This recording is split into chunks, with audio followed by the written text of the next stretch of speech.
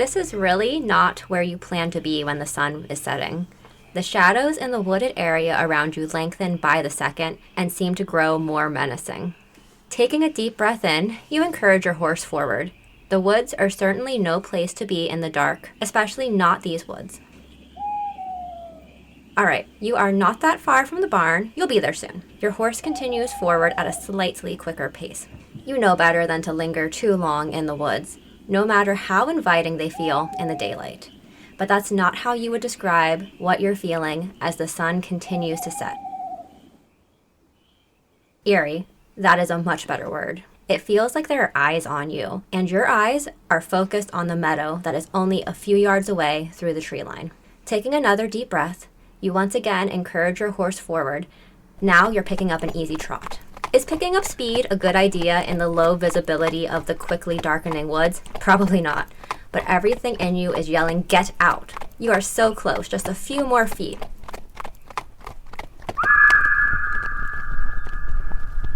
Your horse startles into a canter at whatever the hell that was. Part of you really wants to look back and see what that was, but you know better, and you've already broken one of the rules your grandmother drilled into you. Do not go into the woods at night. You're not breaking any others tonight, if you can help it. The edge of the tree line is right in front of you now. It's so close. As your horse rushes into the meadow, you catch a sound that makes your already frenzied heart beat even faster. Your name being called. Come back, come back, come back, come back, come back. Nope, you are not playing that game, not tonight. The sun has just about set as you urge your horse to continue quickly toward the barn lights in the distance. Letting her gallop through the quickly darkening meadow has to be a lot safer than getting caught up with whatever the heck that was. The last rays of daylight fade just as you both walk into the welcoming light of the stable. I'm Bree. I'm Christiana. And I'm Allie. Stay out of the woods at night. Because you're about to hear Something strange.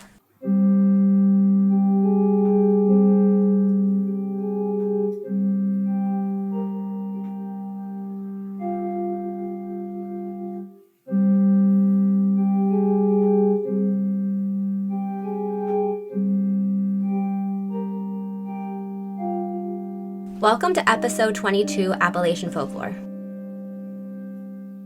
So, we have a guest today. Welcome back, Allie. Hello. You decided to even come back after the first time. I did. Yes, listeners, you'll remember Allie from our episode about pendulums. She came on and talked to us all about that super cool practice. Mm-hmm. So, what do you guys know about Appalachian or Appalachian, depending where you are in the U.S., folklore? If you hear something, you didn't. You saw something, you didn't. Yeah, if you hear your name being called, do not follow it. You did not. You didn't. Exactly. You did not. That was not your mama. Don't listen to her. Which I know more about folk magic, which ties into like the folklore and the folk tales. Yes, and we're excited to have you give us that part, because Yes. I mostly focused on like the history and the cryptids and stuff. Yeah. I have a fun game for us later. So Oh, there's Lord. gonna be a spot in the script that says stop reading here. Oh no. But yes, we're excited to hear your expertise. Yeah. So as always, I'm gonna start by shouting out my sources, and as always, we are starting with Wikipedia. What? The article here is Appalachian Mountains. The Appalachian Regional Commission about the Appalachian region, which is another website. Encyclopedia Britannica, Appalachian Mountains. The National Park Service, Appalachian National Scenic Trail. The Wandering Appalachian, Legends and Folklore, uncovering Appalachian myths and mysteries. Blue Ridge Outdoors, Appalachian Legends. The Collector, that sounds like a Magnus Archives thing. Ooh, it does. The Collector, 6 Appalachian Folk Stories. Blue Ridge Mountain Travel Guide, Appalachian Folklore, Monsters, and Superstitions. So there is a lot of ground to cover in this entire episode. I'm going to try and keep it as a brief overview. A lot of the stuff we get into could actually be their own episodes. Sure.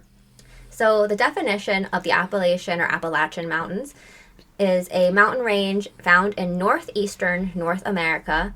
The term Appalachian can refer to several different areas or regions that are associated with the mountain range and the terrain around it. The mountain range runs approximately 2,050 miles from the island of Newfoundland in Canada to central Alabama in the U.S. Now, depending on the source, I did see slightly different numbers for the amount of miles. It was all roughly around the 2,000 mile range, though. Mm-hmm. All right, friends, so let's take a moment to talk about how we actually say the name of this mountain range, because I'm sure there are people every time I say Appalachian that want to throw an apple at me. So Wikipedia did give different pronunciations. Appalachian versus Appalachian. A lot of the more southern states, the Appalachian pronunciation is the one that is more commonly used. In some of the northern states, but especially Pennsylvania, Appalachian is more common. We are in Pennsylvania.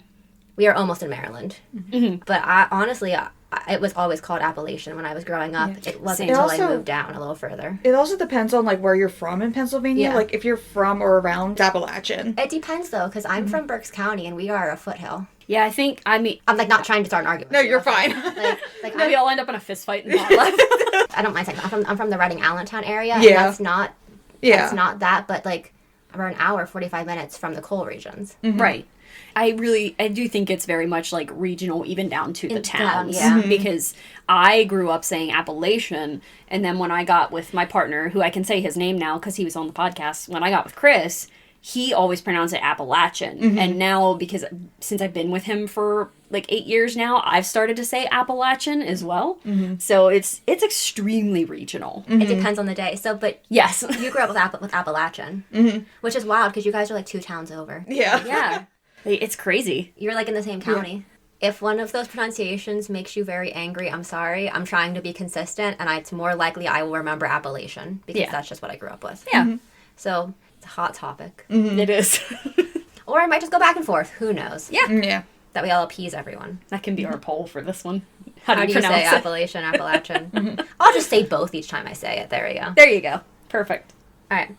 So it's a very old mountain range. It's actually much older than the Rocky Mountains. Some of the outcroppings, according to Wikipedia, contain rocks that date back to the Precambrian times. So what is the Precambrian times? According to Wikipedia, this is the earliest part of the Earth's recorded history. Oh, cool. And by recorded, I mean like in the rock, in like geologic record. There's no fossil, we'll get into this in a little bit, but there's not a whole lot of fossil evidence from that because some of the stuff that was happening on the planet made it so fossils wouldn't form. Yeah. But yeah, it's the earliest thing we have in the geologic record of this planet. One of the best well-known parts of this mountain range is the Appalachian or Appalachian Trail. It is a 2,175-mile hiking trail.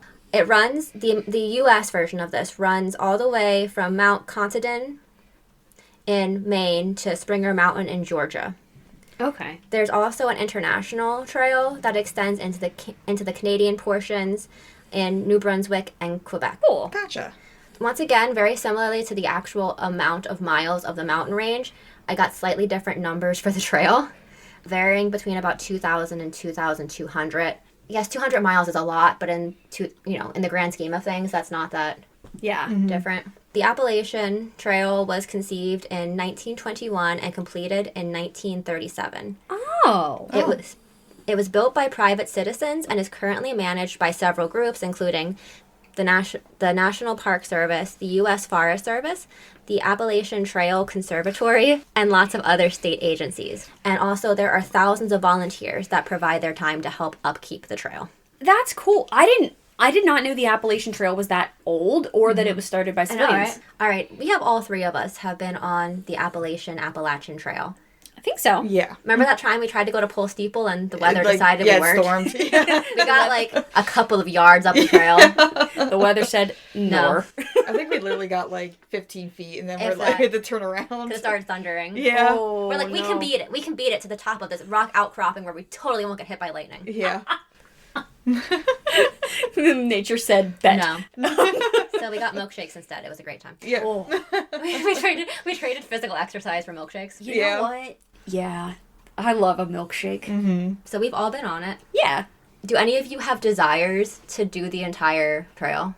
Like, not at once, but like... I kind of, like, especially if I can do it in chunks. Yes. Yeah. Yeah, in chunks, definitely. Like, not like this whole, we walk it, we camp there, we walk it, because no. I like this is my brain going wild, and I think if I actually got into the process of doing this, I'd be like, what is your problem? But I would like to think at some point, like, if I trained for it, I could do that. Here's a wild thing. I also have in my brain, like, maybe someday I'll climb Mount Everest. And, like, do I have mountain climbing experience at all?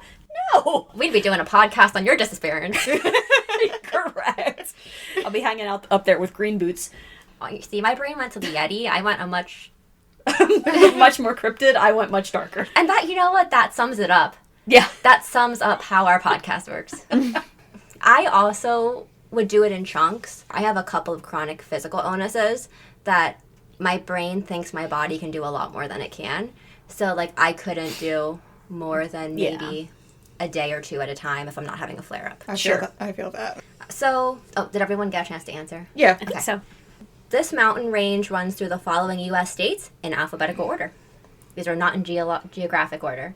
Alabama, Georgia, Kentucky, Maryland, Mississippi, New York, North Carolina, Ohio, Pennsylvania, South Carolina, Tennessee, Virginia, West Virginia. Cool. So, how were these mountains formed, you might ask? I'm going to go into a pared down version of this because there's a lot of information, and I thought it was absolutely fascinating, but I am a nerd and not everyone listening is. The formation of these mountains started about 1.1 billion years ago, and my brain has a very hard time wrapping itself around that number. Yeah, truly. I'm going to try and pronounce these things right. The earliest part of the mountain range was created when the continents of Laurentia and Amazonia collided together and created a supercontinent called Rodinia. Oh. So then we're going to jump forward just a couple years, 480 million years ago. A geologic process started that ended up creating a lot of the surface structures seen in the modern Appalachian Mountains. During this time, so I'm assuming it's referencing the 480 million years ago, the mountains were at a similar elevation to those currently held by the Alps and the Rockies. The elevation has decreased in the modern day due to the natural erosion that occurred over the past 240 million years. So think rain, think snow, think anything that tears, anything that wears a rock down. Sure. According to the Britannica article, some of the most ancient crystalline rock are from the Precambrian era, dating somewhere between 1.1 billion and 541 million years ago. Those numbers, my brain just doesn't like them. I was just gonna. Like, how old this universe is like, I can't. Just this planet, I literally, like you said, I cannot comprehend that amount of time. This planet is just a drop in the bucket. Look, yes. There was a TikTok the other day that was talking about, it was like strange, like, space facts and stuff like that. Those.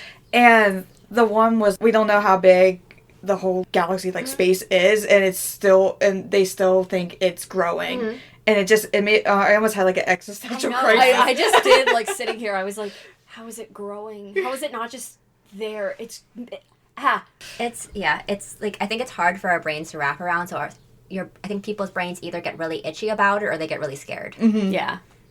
Right. Or both. Or both. Depending on the day. There was a lot of volcanic activity and extreme heat around this 1.1 billion to 541 million years ago point. This caused limestone to change into marble, shale to become slate and schist. Sandstone transformed into quartzite, and intrusions of magma formed bodies of granite. These rocks predate most of the plants and animal life on Earth and in this region. The intense pressure and heat, like Allie was saying earlier, destroyed any traces of primitive life that might have been there. Oh, okay. Enjoy my dog squeaking in the background. Sorry, guys. Do you guys know how the Appalachian Mountains got their names? I do not. I'm pretty sure it's like Native American in origin. Yeah. It's Makes like sense. What happens when Europe comes to a country, they like Europenize it. That's a word now. Knock, knock, who's there? Britain. It was Spain this time. Oh. Knock, knock, who's there? Spanish España. Inquisition. It's a Spanish Inquisition. No one expects a Spanish Inquisition. Sorry about the squeaking. We have a lot of dogs here. Only 2, but they are very enthusiastic about squeaks. Dalian is squeak toy obsessed. So this next part is coming from Wikipedia. While exploring the inland along the northern coast of Florida in 1528, members of the Navarrese expedition came across a Native American village near present-day Tallahassee, Florida, whose name they transcribed as Appalachian. The name was soon altered by the Spanish to be Appalachia, Appalachia. And this name was not used only to denote the tribe, but also the region inland to the north, so the mountain ranges in the north. Okay. After a 1540 expedition by Hernando de Soto, Spanish cartographers began to use the name of the tribe as the name of the mountains themselves. Over time, this kind of morphed into Appalachian. Okay. I wonder if that was a conscious choice or if the map makers were misunderstanding, like, no, this is the name of this region, not the mountains themselves. You know what I mean? I mean, it could have been a little bit of both, right? Maybe it was misunderstanding, and maybe it just kind of snowballed. Into, like, we're just going to start. When I was in geography class, we were learning about the Great Wall of China. And there's, like, the main wall, and there's, like, a little piece that's, like, off. Yes. Like, catty-cornered. And me and the professor made the joke. Well, I made the joke to my friend, and the professor made the joke out loud. He's just like, yeah, they got confused. So it's almost like, you know, Appalachia, and it's 5 different places, and they're like, yeah, Appalachia. You're like, yeah, sure. As we know, I am not the one to ask about geography. According to Wikipedia, the name was not commonly used for the whole mountain range until late into the 19th century. Another often used name was the Alleghenies or Alleghenia. And fun fact, someone who keeps popping up on this podcast who I think wants to be a topic is Washington Irving. Woo! And he shows up just randomly. He does. Like, there was one episode, the ferry episode he showed up in. Yeah. He just shows up randomly sometimes. That's funny. Yeah, what, in our research? Yeah. The ghost is talking. That's what I said. We'll cover you, babe. Don't worry. I was like, I think he just wants to be a topic on the podcast. Right. Actually. He proposed renaming the entire United States to either Appalachia or Alleghenia. Huh. Also, according to Wikipedia, the Appalachian Mountains are a barrier to east to west travel, which makes sense. Because they are, in fact, a very big mountain range. Sure. This was actually really important in the shaping of the expansion of the U.S. because it took a little bit of time before people started to get west. Yeah. Sure. And also, it impacted the railroad and the highway systems in the U.S. because they had to blast through the mountains, basically. Yeah. Right. So the industries of much of this area were and still are coal mining, lumber, and tourism, especially tourism now. Oh, yeah. The mountains contain major deposits of anthracite as well as bituminous coal. According to Wikipedia, the major anthracite areas are in northeastern Pennsylvania, so very close to where I grew up. And the bituminous are found in western PA, western Maryland, southeastern Kentucky. Ohio doesn't exist. We just skipped it. Yes. Southeastern Ohio, eastern Kentucky, southwestern Virginia, and West Virginia. Okay. The bituminous is the more common. And I think we already said we eventually want to talk about some of the coal regions in PA in the northeastern. So that would be like Centralia would be one. I've got a book on it. I'm It's ready to read it. Have you ever driven through it? We used to drive, that road used to be open going to Knoebel, so you could actually see. Steam vents. Yes. Yes. So where my grandmother lives, where my grandmother used to live, and I still visit up there. Well, you know what? My second grandma lives up there, because I consider her my grandma, too. When Chris and I go up there to visit, we drive through Centralia. It's like slightly off the route, but we like driving through it. It's we like fun. to see. It's really cool. So we've seen the graffiti highway, and we took a trip, and we hiked around to see the steam vents, which is really cool. So, yeah. Might be a nice field trip. Yes. Something you strange field trip. My husband and I, several years ago, my parents were still living in like the greater Reading, PA area. We took a day trip up to Shamokin, maybe it wasn't Shamokin. It was one of the towns that you could look over the hill and see Centralia. Oh, you could go in the coal mine. Ashland. It was Ashland. Yes. So you could go in the coal mine. Like, they took you into the coal mine. Like, you literally got to go in and see what, like, It's a really cool tour, because Chris and I have taken that tour twice as well. Chris loves that history. He is he's a very passionate historian anyway, but he really, really is fascinated by, like, coal mining history, and I love learning about the coal ponies and everything. Oh, yes, and the mules. Yes, so we've taken that tour. We should all do that. Yeah, we should all do that, and then we'll have to put the website for the place on the show notes. We'll shout them out, but we'll put the website out. If you get a chance, go visit them. Give them some of your time, because they're really cool, and they do a really, really nice job. Yes, very cool. I was quiet the whole time because I've never been up that way. It's okay. Not yet. Okay. So I'm just Not yet. like, I'm just gonna listen. Road gonna trip. vibe. Road I would love to go. Fun.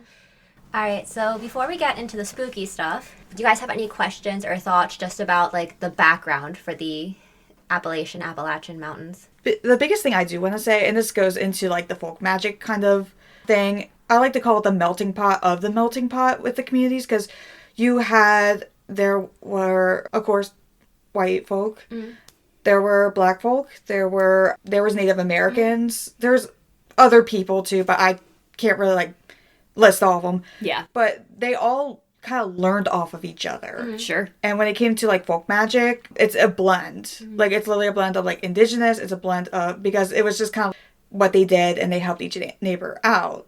It's definitely a community of its own because everyone helped out everyone to an extent, and it was really a melting pot. And I'm sure that makes for some really interesting traditions, even like region to region. So you could go like 3 towns over and have slightly different. Oh yeah, definitely. Appalachian folk magic, we always say it's not like one base to it. Some of them have more, if you go into like PAs or more the northern, it's German. It has a German influence. You go more south, there's more of a hoodoo voodoo kind of vibe to it. Does the PA, the Pennsylvania Dutch powwow stuff kind of tie into that? It does. Yeah. We'll cover that more because that's something that's super interesting in the future. It does. It definitely does. And I'll give like a brief synopsis. So this was like when we say Pennsylvania Dutch, we mean Pennsylvania German because like Deutsch is German. I'm assuming it still exists to some extent. There was this, especially in the areas of south central Pennsylvania and even up into like Lancaster, Berks, the area I'm from. There were a lot of Pennsylvania Dutch, Pennsylvania German heritage, and there was this folk belief called powwow, which was this kind of, and if I'm describing this wrong, please let me know. It was this kind of fusion of Christianity with folk magic. Oh yeah. Yeah. Which folk magic usually is like a Christian. It's most of the time it's a Christian base to it, especially Appalachian. There's a lot of like read this psalm for this and stuff like that. I have a question as go well. Are the Allegheny Mountains and the Appalachian Mountains the same thing then? Did I understand that correctly? It's part of the Appalachians. Alleghenies are part of the Appalachians. Well, Appalachians, whatever. Because if you think of it, you have like the Blue Ridge Mountains, which are part, I think Shenandoah is part of it. So. Okay, true. So sure. It's like regional. Okay, gotcha. They're all their regional mountain ranges, but they're all part of the Appalachian Mountains. That is how I understand it. Okay, that makes sense. Okay. Any other thoughts? Mountains. Mountains. Old mountains. All right, so let's get into some of the spooky stuff. So we're going to talk about the cryptids of Appalachia. Yeah.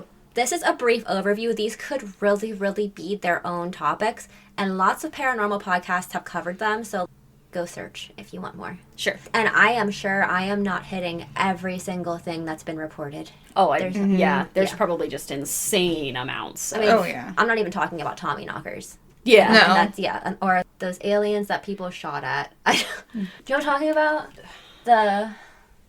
It was a family, they were playing cards somewhere in like the Appalachians, and there were like aliens on their goblins, Hopkinsville goblins. Oh, Yeah. okay. It took me a second. I'm not even covering that, and I think that is in this region. I could be wrong though. Yeah. Hopkinsville goblins. There It we might have been Kansas. I'm not sure. Kentucky. We were both right. go. Well, Kentucky is part of. Well, you were right. I was wrong. I don't know why. I guess because the K, I was like, oh, Kansas. Yeah. Kentucky, parts of Kentucky, so it could be a foothill. Okay, so we are going to. You guys are going to stop reading at this point. I flipped my phone. So we're going to make it a little bit of a fun game for me. For me. All right. So I'm going to name a cryptid or spooky occurrence and just tell me what you guys know. Oh, man. If the answer is nothing, that's okay. There are 2 things on here that I had no clue about. Okay. So the first one, Mothman. West Virginia. Correct. I don't really know like where to start. The only thing that comes to my mind is they think that he caused a bridge collapse. And then you said West Virginia. Yeah. And he's supposed to be a harbinger of bad things, right? Possibly. Possibly. That word we always screw up. Yes. All right, so the story of this cryptid begins in Point Pleasant, West Virginia. This is a town in the eastern part of the state along the Ohio River. In November of 1966, a young couple told the police that they saw and were chased by a strange humanoid creature near the TNT area. This creature had glowing red eyes, stood about 7 feet tall, and screeched for almost the entire experience. It was me. It was me on a stressful day. Sometimes you just gotta chase people and screech. I don't know. And he had I'm assuming the Mothman is a man. Yeah. Just like I assume Bigfoot is a man. Yeah. My best friend. Bigfoot. Mm-hmm. So he had massive white wings. The TNT area is a site of a former World War II munitions plant. The incident was reported to the local newspaper, and then more reports followed. Doubters think it's a sandhill crane. Okay. Allie's like, no, it's not. I did make a look. I was like, She's like, it's not. No. Nor. I also would like to shout out, because I just remembered this when we went to Albatwitch last year. There was a person there. I'll have to post it again. Yeah, there was a person there dressed as Mothman. I remember and that. They We were there too. Awesome. Yeah, we were all there. We were there too. It was the whole pod crew. It was, Teddy me. was there, yeah, Teddy was there, Allie was there, and me and Bree. But I hugged the person dressed as Mothman, and we were hanging out, just chatting about costuming, and it was great. Albatwitch and a Mothman. Yes, because I was dressed as an Albatwitch. Well, and you hugged an Albatwitch too. I did. It was a great time for all, minus the trolley ride. What are you talking about? That was the best part. Saw my life flash before my eyes. Thought I was gonna get unalived 2 years in a row. Alright, so the most well-known part of the history of this cryptid is the December 15th, 1967 Silver Bridge collapse. Which one of you guys mentioned? Me. Yeah. This resulted in the death of 46 people, and 2 of the victims were actually never found. Oh. Some people claimed that Mothman was somehow connected or harbinger of it. Yeah. We're not going to go into any of this in detail, but there were also reports of Men in Black sightings. Ooh. Whole nother subject. And UFO sightings. Of course. All right, ready for our next one? Yep. Bigfoot. My best friend. I would I write even that put bridge collapse down. Christiana's favorite cryptid. He really is. I love Bigfoot, and I do love Albatwitches. They have a very special place in my heart. What do we know about Bigfoot? He's my best friend. No. Christiana's favorite cryptid. I think there's sightings all over the place, but I do feel like I've heard a lot of him being in Northwest region, out farther western, Pacific Like Washington, Northwest? Oregon. Pacific, yes. Yeah. I think there was even, there's a podcast, I'll shout him out, Spooked. Spooked, I like them. love that podcast. Glenn Washington, you are amazing. But there was a person that wrote in their tale, and they were in California, I think. That was Yeah, Northern California I can see. Yes. Yeah. He shaves and goes to Southern California. Yes, Yeah, got it. Mr. Clean. My man. He, she, they, Bigfoot, is also tall ape-like creature, very big feet. He's like a giant Albatwitch. Yep. He's like a giant Albatwitch. Also called Sasquatch, also called Skookum, also called Skunk ape. Skunk Ape, yeah. What are Grassman. we calling that? Yeah, so it's the Ohio grassman. yeah. Which, when I first heard of that, I was like, this has to do with marijuana. But I also, another spooked, I think this was on the Spooked podcast, a listener wrote in about they're a indigenous person, and their belief is that Sasquatch is, oh man, sorry, it's been a minute since I listened to this episode, but I can like get bits and pieces of it. I'm remembering. This person was at, I don't mean powwow like Pennsylvania Dutch powwow, but they were at a gathering of some, I don't want to call it a powwow because I don't remember if that was what it was. And I mean no disrespect to the person that wrote this tale out. But they were at some kind of gathering, and this creature went through, and they kind of just, you know what I'm talking about? Yeah. Everyone that was there just kind of was like, do not look it in the eye, let it do whatever it wants, and it will leave. And that was kind of how, which I think is really like a fascinating idea of it. Yeah. I love Bigfoot, sorry guys. Would you be asking for his autograph? Like, hold on. I would be like, I'll follow you. Well, a lot of the whole like don't whistle and if you heard your name, no you didn't, you saw something, no you didn't. That's a lot of Native American. Is it? Yeah. I follow some on TikTok and they talk about, they make jokes about whistling at night and something showing up or yeah. Oh, sorry. All I can think of is that meme from Guardians of the Galaxy. The what's the song? Is it Guardians when he's like, come and get your love? Or yeah. Yeah. Oh. And having that alphabet. Yeah, that's it. Yeah. We should do that as content. So back to Bigfoot. So as far as Appalachian regions are concerned, these sightings range from New York State down to the Blue Ridge Mountains of North Georgia. There was a tie back to the European wild man. This is a mythical figure that had hair over his body and lived like a beast. The Strange Familiars podcast talks about this a lot. I've mentioned them before. They're another podcast that's local to PA. The host is very big on Bigfoot. Mm-hmm. Hey, and what up? Let's hang out. This is the Flannel Man podcast. Oh, okay. Yeah. Allie's like, I know all about the I know all about the Flannel Man. Other podcasts have done the Flannel Man, but this was where I heard about it originally. The Hat Man's country cousin. Lumberjack brother. But yeah, Lumberjack brother, there we go. So according to one of my sources, like you guys had mentioned before, Bigfoot can be found in the folklore of many Native American cultures. Yeah. This is one I hadn't heard of before, which is the Brown Mountain Lights. Oh. Mm, I've heard. Allie knows about it. Tell us about it. Yeah. I don't remember a lot about, because I heard it before. Is it that there's like, it's like a light formation and it's like in the sky or like mountains or something like that? Yeah. I'm like pulling it out of my memory. You have the gist. Mm-hmm. So it's strange star-like lights that appear on Brown Mountain in Burke County, North Carolina. Sometimes the reports kind of vary. Sometimes they're said to move slowly. Sometimes they're said to move quickly and make like firework motions. Huh. People who have seen these lights say they look like glowing orbs and are typically blue, red, orange, or white. Yeah. When the first sighting happened, there's like arguments about that. So it could have been in 1771 or the early 1900s. Oh. Those are very different. That's a big gap. That's a big jump. Apparently, according to one of the sources, and we have left Wikipedia, we were at the spooky sources at this point. Mm-hmm. Okay. Around the turn of the 20th century, the federal government got involved to investigate the origins of the lights, and it was concluded in 1922 that they were nothing more than train lights. Oh. More haters. Non-believers. According to my sources, there's bluegrass songs that claim the lights are the ghosts of an enslaved person who's looking for his lost master. Yeah. Oh. There was apparently an episode of The X-Files about this, and I don't remember it at all. Yeah, I haven't gone through all the X-File episodes. They're just not submerged. They're like nailed into my head from my childhood. Mm-hmm. So apparently popular Native American folklore that says a bloody battle between the Cherokee and Catawba, I'm sorry if that's incorrect, tribes took place on the mountain. The lights, according to this legend, are the ghosts of grieving women searching the mountain for the bodies of fallen warriors. Oh. So that's So sad. That is sad. Mm-hmm. I don't know how true that is. Yeah. Like that legend. Sure. There's encounters as recent as 2016, and apparently September through November are the best time to see these lights. Huh. All right, this was good. I'm sorry. I'm just curious if that story of the native war, or native battle is true. When was that? I wonder if it was in those months.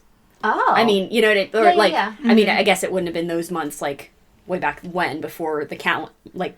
But it would have been that same time of the Like, year. that time frame. I Yeah. wonder if that's when that occurred. Yeah. I'm very curious about that. Interesting. Yeah, to be completely honest, I had enough content, so I didn't dig deeper. Yeah, oh, no, yeah, I'm not... Yeah. All I could think about is like on Animal Crossing, where only certain months and seasons you can catch like certain fish. Yeah. And Sure. It's like, I could just imagine like it being on Animal Crossing. It's like, September through December, November. Was it? So September through November. November. Yeah, I don't remember. The brown, you call it the brown lights. Next one is another one I've never heard of. Moon-eyed people. Yeah. Allie knows about... Yay! Allie for the win! I'm sorry, Christiana. She's winning. No, that's all right. 2 like, points. like moon, like the MOON. When the moon hits your eyes, like... Okay, that, yes. Yeah. I was like, is that what I'm thinking of? Or is like moon-eyed, like MOONIED or something like that? Like moon and then eye. Like, An eye, Like okay. the Panic Disco song, when your eyes are the size of the moon. Yes. I believe it's Native American in origin, but it's basically like a group of people. I think they're pale, or they have, or something. Yep. There's something weird about their eyes. They live up in the mountains. They're it's kind of like either you see them or you don't kind of thing. Like they're not really. It's a civilization they stumbled upon. It was more like they've seen them bits and pieces, and they're they must live up here. Yeah. Yeah. Huh. You got most of it. Okay. So it's a Cherokee legend. It says that when the Cherokee moved into the Smokies, so we're in the Smoky Mountains at this point, there was a race of small, bearded, white men who lived in the mountain area. Why did my brain Just go to Snow White. Okay, I have a thought kind of connected to that later. Okay. They already lived there, apparently. They possessed all the land from the Little Tennessee River to Kentucky, and they had like a line of fortifications.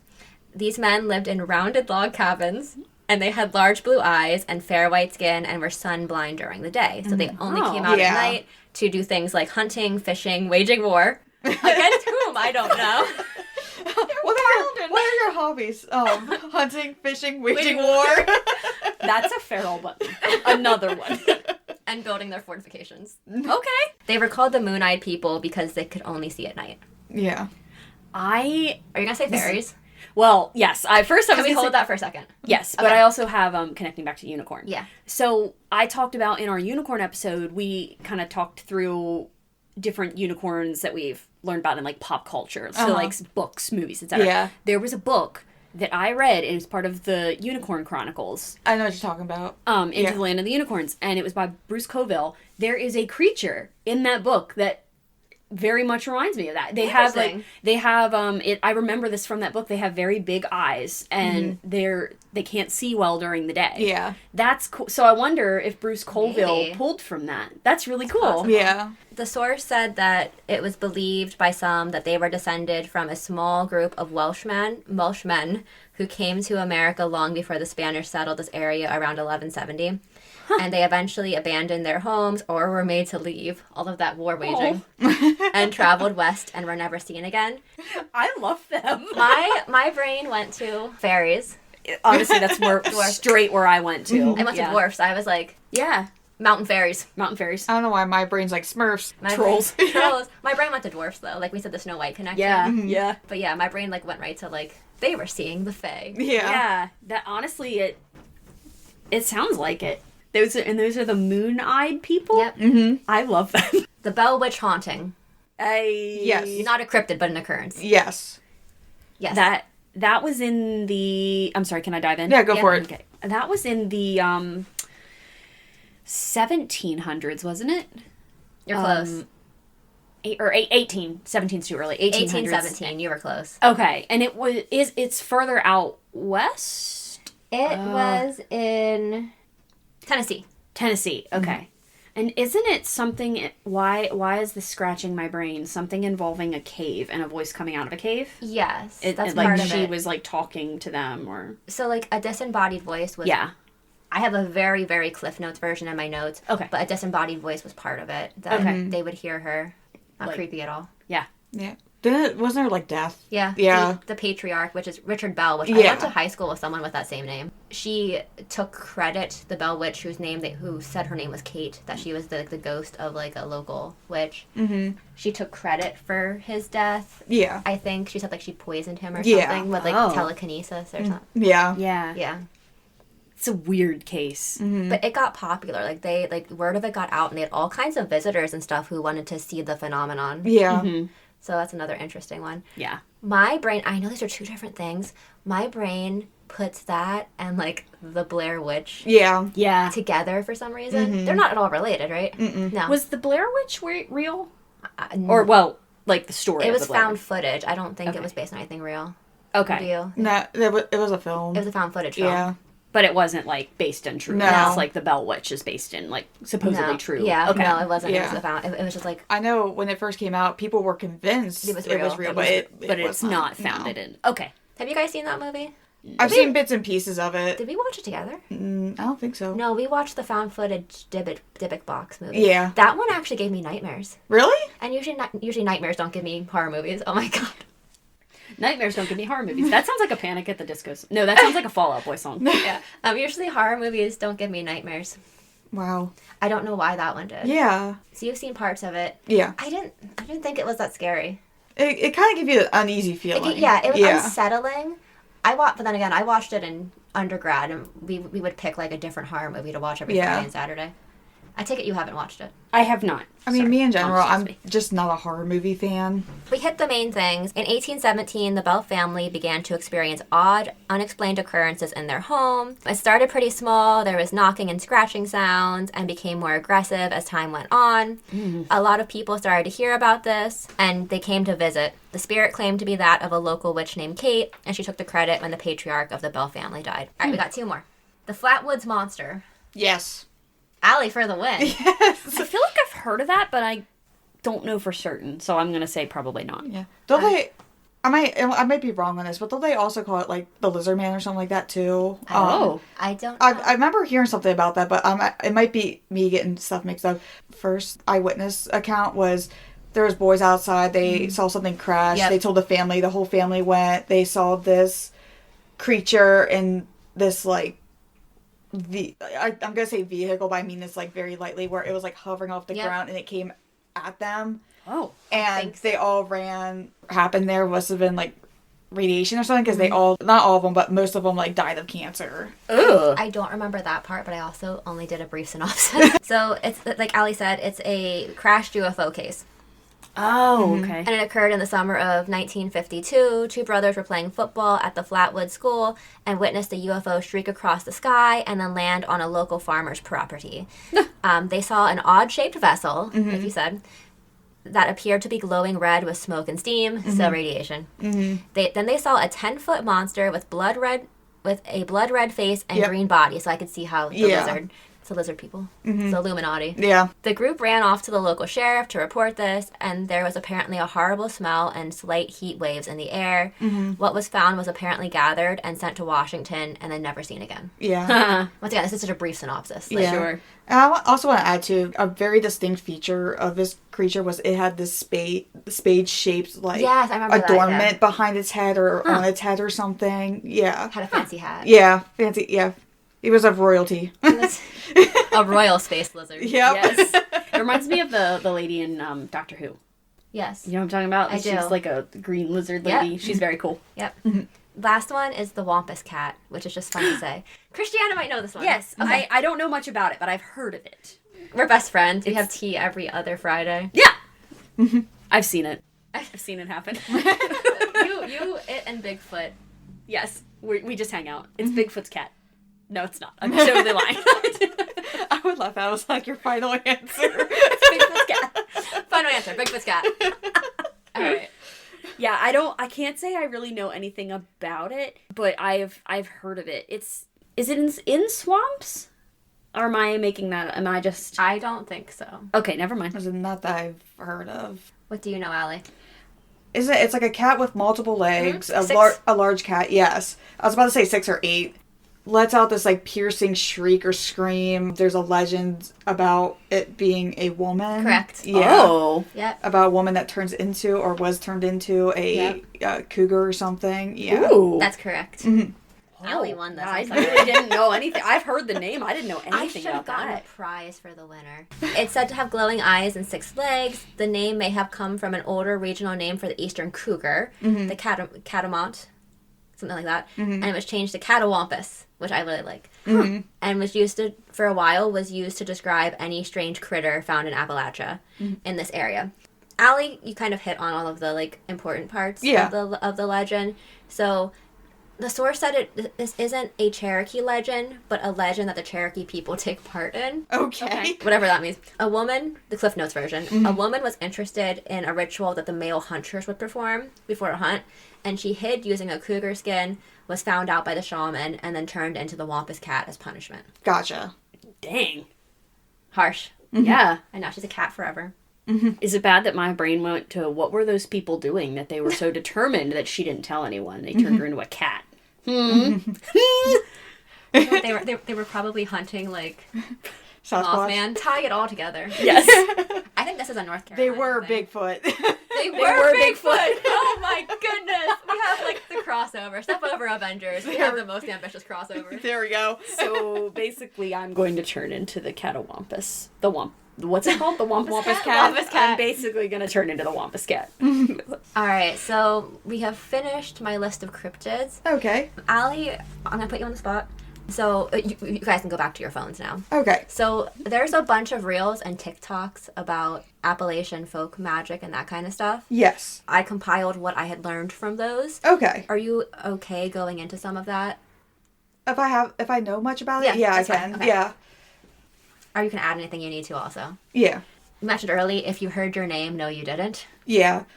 I think that it goes along the lines of whatever creatures live up in the mountains it's something, it could be like a family member, it could be even your own voice, or it could be someone you don't know, or someone you don't know's voice.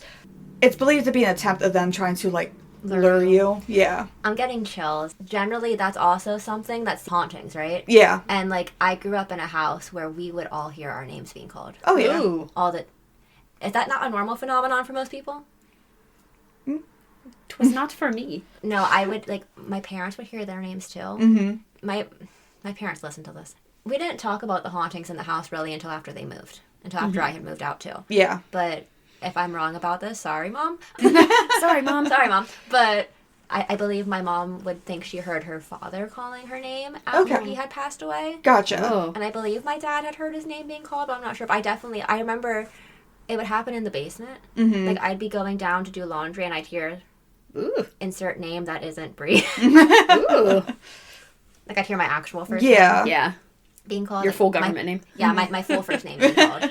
And then I'd be, like, looking around, and there's no one home. Yeah. That, I feel like I remember my parents not talking to me about it, but talking to each other about it or to other people about it after my grandfather passed away and my grandma was in the house alone.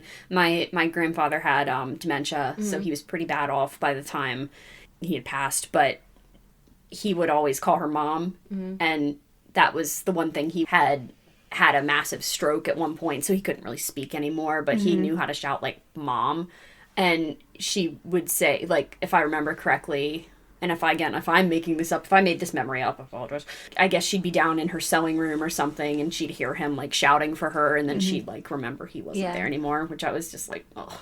That's sad. That's really sad. Yeah. So I don't know how much of that was necessarily, she did live in Nescapec, which is in the mountains, so. Well, that's unsettling. Yeah, but again, I don't know how much of that was just her, like, being so used to my grandfather, because she was his caretaker for a really, really long time, so. Yeah. Anyway, sorry, I just brought that to a real sad place. Mimics, and that kind of ties into the name being called. It does tie into the name being called. But it can also be, like, physical manifestations. Ugh. Yeah. I don't like that. Yeah, doppelgangers or whatever other names they call them. Yeah. I'm sure they're fake, but I've seen, like, the TikTok videos that make their way to Instagram, like most millennials my age. Like Reels, Yeah, make their way to Reels. Of, like, someone like, there's a dog outside, but their dog's in the house with them, and I'm like... Yeah. Yeah. I always kind of wonder about those, because I'm like, that would be pretty easy to, like... It's a fake. Yeah. Be like, oh, I don't have 2 dogs. And... Yeah. But the concept of it, or just a Photoshop. Yeah. But the concept of it makes me uncomfortable. Oh, yes, definitely. The whistling thing? If I remember correctly, it's mainly, like, don't let them know you're there. That makes sense. Yeah, like, because the biggest thing when you're in the woods of Appalachia or in the mountains is that there's always something watching you, whether it's nice or not, or it's plotting, always something watching you. And when there's always something, like, watching you whenever you're in the woods, whether it be good, bad, whether it's trying to figure you out, or it's like, how can I wouldn't like to say victim, but that's the only word that's coming to my mind right now. My next meal. But there's always something else out there, and the whole whistling at night, you don't want to let anything know you're there, especially in the time of day where you can't see much. Okay. Which, that's kind of a scary thought, because when you're hiking in the woods, I feel like it's, especially depending on, like, where you are, this is regional, depending on the wildlife you have around. That's true. You want to make yourself known, because you don't want to walk, like, typically a lot of wildlife, if they hear you coming, they're not going to bother you. If they don't hear you coming and you stumble into, like, a bear or something because you accidentally sneak up on them, that's not going to end well for you. Yeah. So, like, you want to crunch around and make noise and... Okay, so the last one is don't look behind you in the woods at night. That one... Hide behinds. Yeah, there's that. Ooh. And that one also... Is that an East Coast thing or is that a West Coast thing?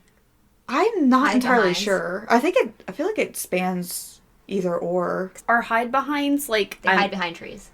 Oh, I had a weeping angel image in my head, Not sort quite. of. Yeah, Not There are quite. these, I think I'm remembering this correctly, there are these, like, really, like, Slender Man-esque things. They're almost like shadow people. Yeah, and they hide behind trees and they watch you. That's why they call them hide behinds, to say hide behind trees. Okay. Such creative names.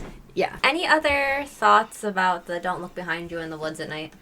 I mean, I think it mainly goes because I've heard like accounts where people go out hunting and they spy something, and it's usually the dad telling the son or the daughter, "Don't look at it, just keep walking." Ooh. Like, just ignore it. That's like, the name of the game. If you saw it, no, you didn't. Yeah. Yeah. Just ignore it. That'd be so hard too, because like when you get that prickly feeling Yeah. down your spine of something, like that's your first instinct as a human, right? Is to be like, what is that? Yeah. Try to like see where if it's coming Yeah. closer or where it's going or And trying to fight that. Is not running part of that too? Like if you get that feeling of Yeah, something, like you're just- not, you can't run I'd from imagine. I mean, it. Or is Yeah. that just okay? it's kind of like a act like you didn't see it or don't let it know you saw it or Don't acknowledge Don't in acknowledge any way. it, yeah. Okay. don't engage the prey drive. yeah. Ooh, Speaking of the prey drive, that's scary. so this is a fun fact.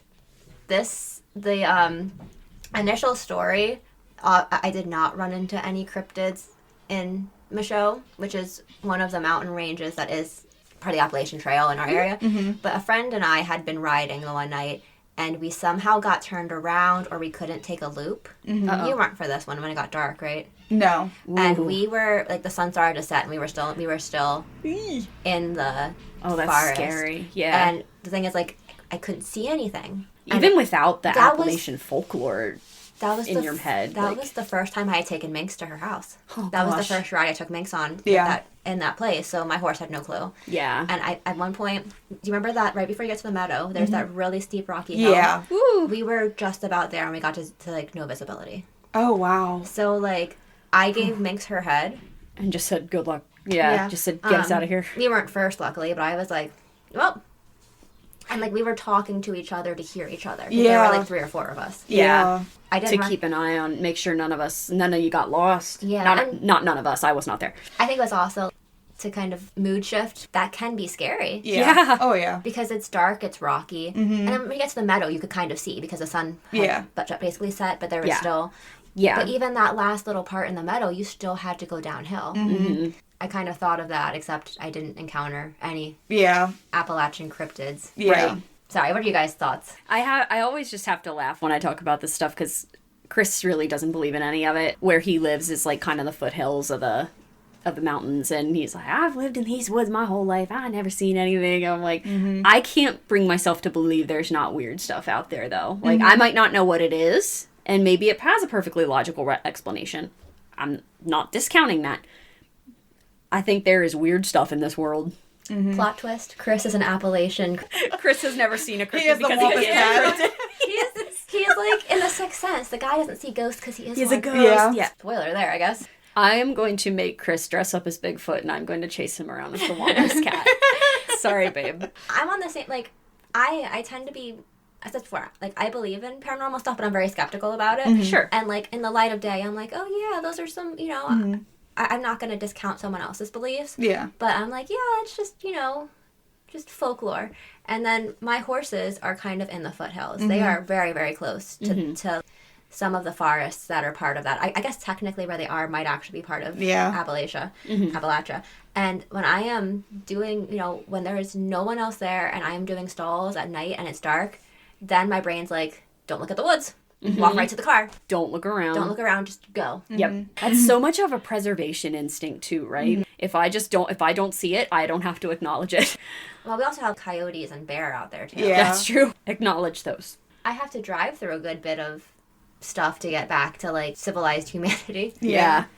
A lot of stuff I want to add too is, especially when you go on like TikTok or Reels and stuff like that, a lot of people that post the spooky Appalachian stuff, they're not from Appalachia. That's, Yeah. Most of the time, they're not from Appalachia. Like, the one video I saw, this person's like, I was hiking in the Appalachian Mountains, and this was following me, and it was a marten, one of those, like, weasel type Oh. creatures, and it was, like, Not you know, all. it was kind of bounding towards them, and even Goppo on Time Lapse was, like, kind of looking at it, It's like, I'm gonna fight ya. and, yeah, Yeah, probably. and the person was, like, trying to make it a bigger deal than what it was, when in reality, it's just a marten or a fish or whatever, just being curious and being like, what are you doing? Yeah. Whenever people record screams, sometimes they could be like fox, they could be coyote, they could be cougars. And foxes sound like someone is woman being screaming. Like, yeah. it does. Oh, yeah. And so do coyotes sound very eerie too, but foxes sound like someone is being axe murdered. Oh yeah, definitely. I think bobcats can They too. do, as yeah, well. they They scream, sound like yeah. someone's screaming. Yeah. So if you don't know that, but that's a good point too. Mm-hmm. We should have our own Appalachian reels. Yes. Just Christiana hiding behind you. Is that a hide behind? And it's just me like. I want to put in here too, though, friends, just because we are kind of talking about, this person thought they were being followed by something and it was actually a wild animal. Mm-hmm. Whether you're from the area or not, if you decide to hike the Appalachian Trail or come to visit or whatever, please just be careful. We care about you. Yeah. Do not touch wild animals. No. Just practice safe hiking practices, look up where you're going, keep maps on you, let people know where you're going. Just be safe. Just be smart and be safe. Mm-hmm. Because some of that is very rugged. It is very wild. Yes. Mm-hmm. And you don't want to go into it unprepared. Mm-hmm. Yeah. It's not necessarily, parts of the trail are easier, but Yes. the whole thing in and of itself, there are parts that are very much not like beginner friendly. Mm-hmm. And like I said, especially with like wild animals, that always stresses me out. Yeah. Like, don't approach wild animals. And whether or not you believe in Appalachian folklore or not, don't go in the woods at night. It's not safe. You cannot see where you're going. That is true. There's also venomous snakes and stuff up there. Yeah. There are wild animals at night that are nocturnal, and they are very big, some of them, and can hurt you. And we don't want to see that happen to anyone, so. And we are definitely not hating on anyone's beliefs. No. No. It's just, no.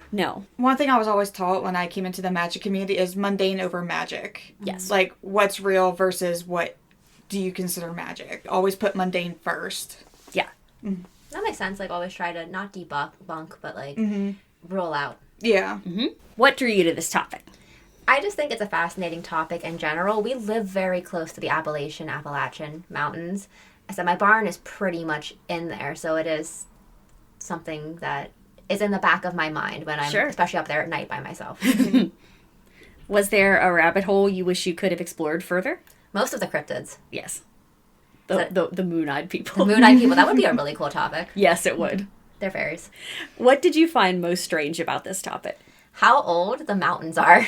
Yeah. That blew, like, my brain just can't comprehend Can't that. wrap around that, truly. Can I put one thing in here to end us? Sure. Another song? No, not another song. I want to shout a podcast out. We mentioned them a couple times in our other episodes. It is, if you're interested in Appalachia history and folklore, please, I implore you, check out Old Gods of Appalachia. It is very much, we've also mentioned the podcast Bridgewater, which we've described as like an audio drama. That's very much what Old Gods is. I can't say enough good things about this podcast. They're so good. It is, with the caveat that there is some very tough imagery. There is some very horror imagery. So if that's not good for you. Yeah. If you're not into horror, weird, creepy, maybe stay away from it. But if you are into kind of spooky stories, some of it leans a little more past spooky into horror realm. Yeah. But it is, if you're into that kind of storytelling, they are phenomenal. They do, genuinely, I cannot say enough good things. They do such a phenomenal job of weaving the folklore into this historic storytelling. It's really good. We love them, and I hope you guys are having a great day if you're listening to us. Do you know what it kind of reminds me of? An Appalachian, like, flavor of Magnus Archives. Yes, I had that in my head as soon as you said that. All right, but yes, and thank you, because I want to shout them out, and I forgot to write it in the script, because it is a really good, have you listened to them at all? You've told me about them. Oh, so I've only good. gotten a couple episodes in, but I need to start listening again. Steve Shell, I believe, is the narrator's name, and he is perfection. Gotcha. Gentlemen, I hope you are having a great day, and I hope your entire team is having a great day. Friends, we would love to hear from you. If you have a suggestion for a strange or mysterious topic, if you have a comment about an episode, or if you just want to chat, please reach out. You can listen to us on Spotify, Apple Podcasts, Amazon Music, Audible, and YouTube. Comment directly on episodes on Spotify and YouTube, or leave a review of the podcast as a whole on either Spotify or Apple Podcasts. Find us on Instagram at something_strange_pod, on Facebook at Something Strange Podcast. Subscribe to our YouTube channel at something_strange_pod, and check out our strange content over at TikTok at somethingstrangepod01. You can also send us a Gmail at somethingstrangepod24@gmail.com, and the 24 is numeric. All right, strangers. Well, it is time for us to part ways. Until we meet again, keep an eye out for odd occurrences in the woods. We'll be back again soon with another Something strange.